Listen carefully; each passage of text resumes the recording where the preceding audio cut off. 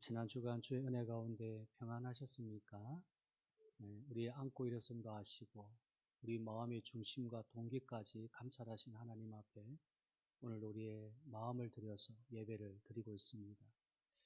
우리에게 주신 이 하루의 한 시간, 하나님 앞에 드리는 귀한 시간인데 예배를 통해서 우리의 모든 삶을 하나님께 맡기고 또 주님께서 함께 하심을 믿으면서 오늘도 기쁨과 감격이 넘치는 복된 예배 되어지기를 주님의 이름으로 축복합니다. 아멘.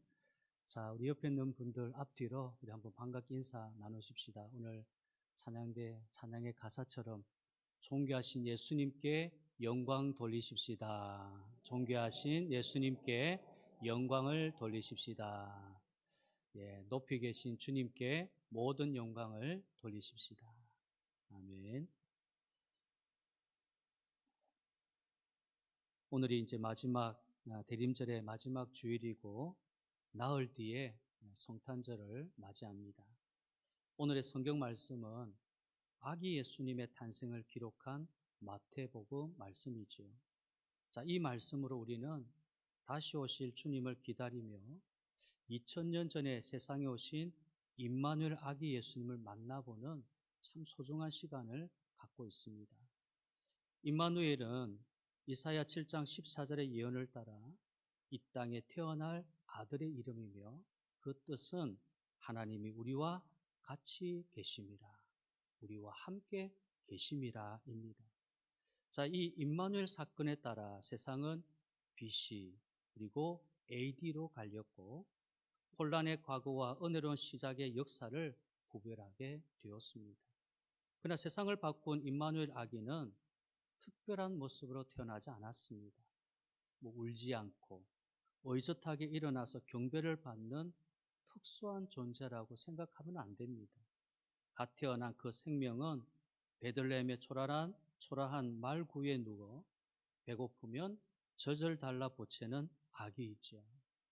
자, 우리 그림 하나 보여주십시오. 그림 하나. 17세기 네덜란드의 화가 렘브란트는요, 아기에게서 광채가 나고 머리 주위에 후광이 비치는 장면의 성화를 그렸습니다. 여기 아기 예수님의 얼굴 광채는 예술적 상징으로 이해됩니다. 실제로 광채나 후광은 없고 젊은 유대인 어머니의 품에 안긴 평범한 아기의 모습으로 이 세상에 왔습니다.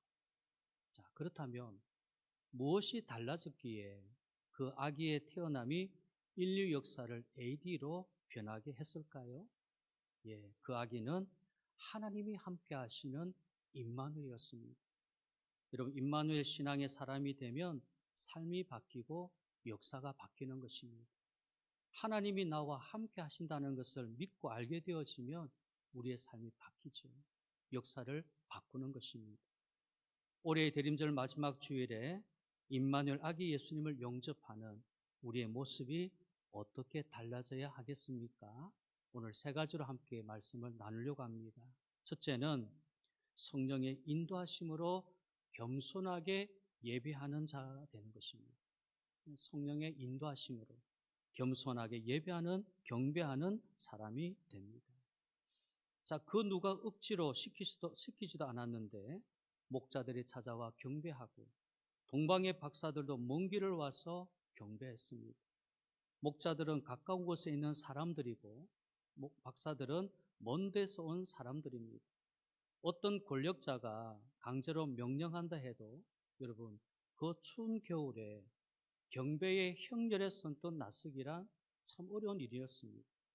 목자들은 서민이요, 박사들은 지식정에 속하여 권력과 가까운 사람들입니다. 그런데도 이들은 하나같이 경배하였습니다. 귀족들은 자만과 자기 존중을 내세우며 살아온 사람들이기 때문에 여러분, 자발적으로 머리를 숙이는 경우가 드물죠. 그런데 박사들이 스스로 찾아와 그 앞에 엎드렸습니다. 더구나 손에 최고의 보물인 황금, 유황, 몰약을 들고서 말이죠. 마태복음 2장 11절에 집에 들어가 아기와 그의 어머니 마리아가 함께 있는 것을 보고 엎드려 아기께 경배하고 보배합을 열어 황금과 유황과 몰약을 예물로 드리니라. 진정한 마음에서가 아니라면 생각지도 못할 경배자의 모습입니다. 또한 여러분, 아무리 서민이라 한들 목자들도 순순히 머리를 숙일 사람들은 아니었습니다. 베들레헴에서 양을 치는 목자들은 다윗의 후손이라는 자존심을 지니고 있었습니다. 선조 다윗이 누굽니까? 여호와의 이름으로 물맷돌 5개를 가지고 나아가 하나님을 모욕하는 블레셋 거인 장수 골리앗을 일격에 무너뜨린 영웅이고 통일 이스라엘의 성군입니다. 그 영광을 기억하면서 지금은 비록 가난한 백성이지만 다윗의 고향을 지키며 살아온 후손이 바로 그들이죠. 근데 목자들이 천사의 인도를 따라 아기를 찾아보고 하나님께 영광과 찬송을 드렸습니다. 누가복음 2장 20절에 보니까 목자들이 자기들에게 이른 바와 같이 모든 것을 보고 하나님께 찬송하고 영광을 돌렸다라고 했습니다. 그러면 성탄절에 우리 그리스도인은 어떻게 달라져야 할까요? 오늘 성경 말씀은 그리스도의 날심이 성령으로 된 것임을 거듭 강조하고 있습니다. 자, 본문 18절에요. 예수 그리스도의 날심은 이러하니라. 그의 어머니 마리아가 요셉과 약혼하고 동거하기 전에 성령으로 잉태된 것이 나타났더니. 또 20절, 이를 생각할 때 주의 사자가 현몽하여 이르되 다윗의 자손 요셉아, 내 아내 마리아 데려오기를 무서워하지 말라. 그에게 잉태된 자는 성령으로 된 것이니. 예수님의 탄생에 대해서, 그리스도의 탄생에 대해서 성령으로 된 것임을 거듭 강조합니다.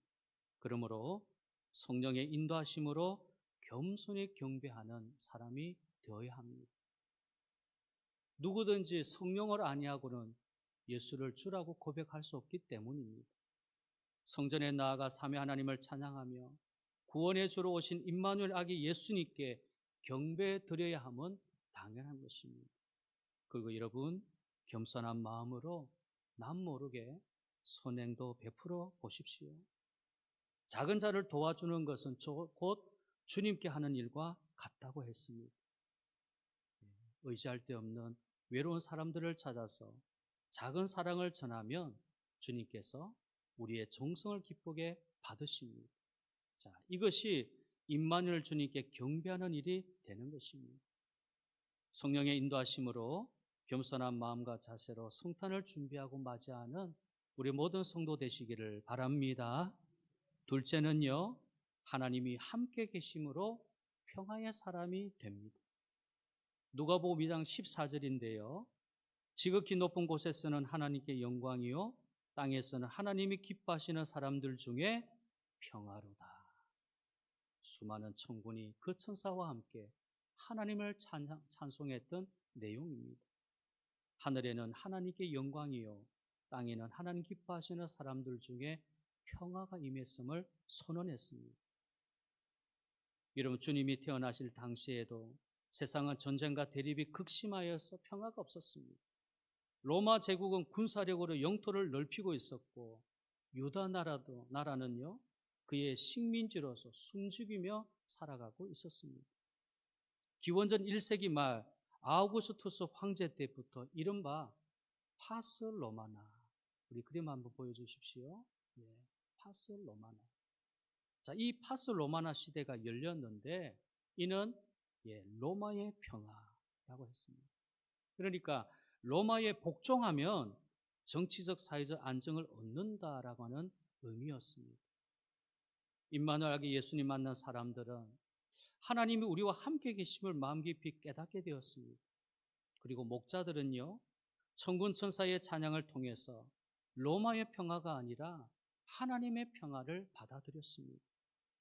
로마의 왕정이 제공하는 일시적인 평화와 근본적이 다른 이 평화를 비로소 알게 된 것이죠. 이런 목자들이나 박사들은 어린 왕을 만났다고 했습니다. 특히 박사들은요 유대인의 왕으로 나신 이를 찾아 경배하러 왔다라고 했습니다. 마태복음 2장 2절에 유대인의 왕으로 나신 이가 어디 계시냐, 우리가 동방에서 그의 별을 보고 그에게 경배하러 왔노라. 여러분, 사실 이 말씀은요, 정복자 로마의 서지에서 볼 때에 심각한 반역의 씨앗이 아닐 수 없습니다. 그렇죠? 유대인의 왕이 나실 것이다. 로마의 입장에서 볼 때에는 반역의 심각한 씨앗이 될 수밖에 없습니다. 그래서 분봉왕 헤롯은 미친 듯이 아기 예수를 찾아 죽이도록 명령했고요. 2살 이하의 아기를 다 죽이는 아주 비참한 학살을 하게 되었습니다. 그러나 평화의 아기 예수를 만난 목자들의 인격과 삶은 하나님께 영광을 돌리는 모습으로 변해 있었습니다. 여러분, 들판에서 거칠고 조급하게 살아온 사람들이 평화의 화신으로 바뀌었던 것입니다.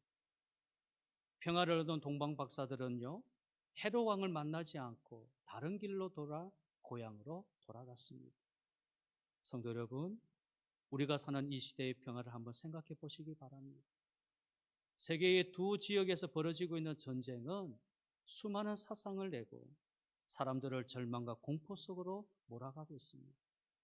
철 모르는 어린이들을 비롯한 주민들의 희생은요, 듣는 이들의 마음, 가슴을 큰 아픔을 주고 있는 것입니다. 평화가 깨질 위기 앞에 아슬아슬한 긴장감으로 지새우는 나라들이 적지 않습니다. 그중 하나가 남북으로 갈린 우리 한반도 아니겠습니까? 핵무기로 무장하고 러시아와 군사적 밀착을 도모하는 북한에 대응하는 우리에게 정말 필요한 것이 진정한 평화인 것입니다. 주님이 없는 세상은 평화가 없습니다. 주님이 이 땅에 오셔서 우리 마음에 오실 때 진정한 평화를 누리고 이 땅에 하나님의 평화가 임하게 되는 것입니다. 평화의 주님이 이렇게 말씀하셨습니다. 누가복음 6장 27절 28절에 그러나 너희 듣는 자에게 내가 이르노니 너희 원수를 사랑하며 너희를 미워하는 자를 선대하며 너희를 저주하는 자를 위하여 축복하며 너희를 모욕하는 자를 위하여 기도하라. 여러분, 일이 가능하겠습니까? 너희 원수를 사랑하고 너희를 미워하는 자를 선대하고 너희를 저주하는 자를 축복하고 너희를 모욕하는 자를 기도해라. 이 일이 가능하겠습니까? 평화의 주님이 우리에게 오실 때, 낮고 천한 이 땅에 오신 예수님을 우리 마음에 모셔드릴 때, 그 임마누엘 신앙을 통해서 우리는 주님처럼 이런 삶을 살 수가 있다는 것입니다. 이 말씀 속에 평화가 이루어집니다. 진정한 평화를 위해서 서로 사랑해야 되고 한없이 호의를 베풀어야 되고 자신을 낮추고 겸손히 기도해야 하는 것입니다. 이것이 성탄절을 맞이하는 임마누엘 신앙을 가진 성도들의 참 모습인 것입니다. 세 번째는요, 구원의 주 예수님을 전파하는 사람이 됩니다. 이런 목자들이 임마누엘 아기 예수님을 찾은 때부터 시작한 일이 아기에 대하여 전하는 것이었습니다. 천사의 말을 전하고 자기들이 듣고 본 모든 것을 전하였다라고 했습니다. 누가복음 2장 16절에서 18절 말씀인데요. 빨리 가서 마리아와 요셉과 구유에 누운 아기를 찾아서 보고 천사가 자기들에게 이야기에 대하여 말한 것을 전하니 듣는 자가 다 목자들이 그들에게 말한 것들을 놀랍게 여기되 했습니다. 천사가 자기들에게 이야기에 대하여 말한 것, 천사를 통해서 들은 이 말과 자신들이 직접 보았던 아기 예수를 보고는 전하였다라고 했습니다. 예수 그래서 진정으로 마음에 모신 사람의 특징은 남에게 전하지 않고는 견딜 수 없는 심정으로 변화된다는 것입니다. 예수님이 땅에 오신 이 기쁨을 경험하고 아는 사람들은 이 기쁨을 전할 수밖에 없는, 전하지 않고는 견딜 수 없는 그런 마음, 삶이 변화되는 것입니다. 오래전에요, 이 보험 세일즈 왕으로 불렸던 레드먼이라고 하는 사람이 있었습니다. 그는 보험 세일즈를 잘할 수 있는 두 가지 방법을 말을 했는데요. 먼저 이 보험이 사람들에게 정말 적합하고 유익한 것이라는 확신을 주어야 한다라는 것이었습니다. 그렇습니다. 듣는 사람은 보험 권유자가 참으로 내게 좋기 때문에 권하는지 아니면 그저 자기 이익 때문에 권하는지 구분할 수 있습니다. 권하는 사람이 먼저 정말 좋은 경험을 하고 있음을 드러내고 보이는 것이죠. 내가 이것을 경험해 보니까, 이것들을 해보니까 참 좋았다. 경험에서 나오는 이 말은 확신이 있는 것입니다. 첫 번째 방법으로 그 이야기를 했습니다. 두 번째 방법은요, 보험 대상자를 만나기 위해서 그 사람을 일주일 동안 연구하라는 것이었습니다.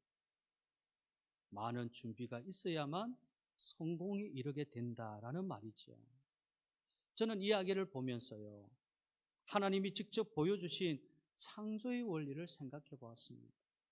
전능하신 하나님께서 이 작은 인간들을 위해서 창세전에 준비하셔서 일곱째 날에 이르도록 하셨고, 또 오랜 날들을 지내시며 예비하신 예수 그리스도를 세상에 보내셨습니다. 여러분, 그렇습니다. 곧 다가올 성탄절에 우리는 임마누엘 아기 예수를 만날 준비를 하고 있습니다. 우리가 어떻게 준비해야 성탄절의 참 의미와 또한 은혜를 경험하게 되겠습니까? 구원의 주님을 거듭 확신하고 그분을 세상에 널리 전하는 사명을 수행하는 성도들이 되어야 될 줄을 믿습니다. 이미 창세전부터 우리를 예정하신 성삼위 하나님께서 우리 구원의 자녀들을 끝까지 돌보시고 영원한 하늘나라로 이끌어 가실 것입니다. 임마누엘 하나님, 임마누엘 주님이 우리를 하나님의 나라에 이르기까지 계속해서 함께 하신다는 것을, 우리 걸음걸음마다 주님이 동행하고 계신다는 사실을 기억할 때에 우리가 맞이하는 성탄절은 진정한 의미의 성탄절이 될 것입니다. 이제 말씀을 정리하려고 합니다. 임마누엘 아기는 고요히 세상에 오셨어요. 낮고 천한 마을 구유 위에 누우셨습니다. 배경이 있는 가정도 아니었기에 주목받는 그런 조건이 전혀 없었습니다. 그러나 그 아기를 만난 사람들은 하나님의 영에 감동되어 경배하고 평화를 얻고 이 사실을 널리 전했습니다. 예배드리고 평화를 이루고 전도하는 삶, 이것이 우리가 성탄절에 누릴 은혜의 시간의 시작인 것입니다.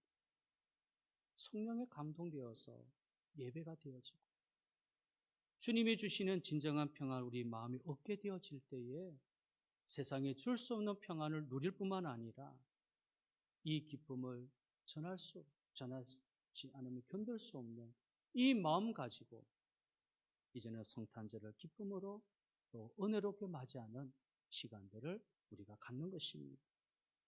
지금까지 생활이 어둠 속에서 갈등하는 얼룩진 옛 사람의 모습이었다면, 우리는 올해 성탄을 통해서 평화의 삶으로 새롭게 출발해야 됩니다. 임마누엘 아기 예수를 만난 사람들의 마음에는 참 평화가 자리 잡고 있었습니다. 그렇다면 이제 무엇이 달라져야 할까요? 임마누엘 이전과 임마누엘 이후의 내 삶의 모습이라는 것입니다. 여러분은 임마누엘 이전의 삶의 모습과 임마누엘 이후의 삶의 모습이 어떻게 달라졌습니까? 하나님이 나와 함께 하시는 그 이후부터 여러분의 삶이 어떻게 바뀌었습니까? 우리 예배가 성령에 감동되어진 예배로 바뀌어지고 진정한 주님이 주신 평화를 누리면서 이제는 담대하게 예수님의 복음, 이 땅에 오신 예수님을 증언하는 일에 힘쓰므로 우리 모든 삶의 영역 속에 임마누엘의 큰 은혜가 다시 한번 부어지기를 주님의 이름으로 축복합니다. 아멘.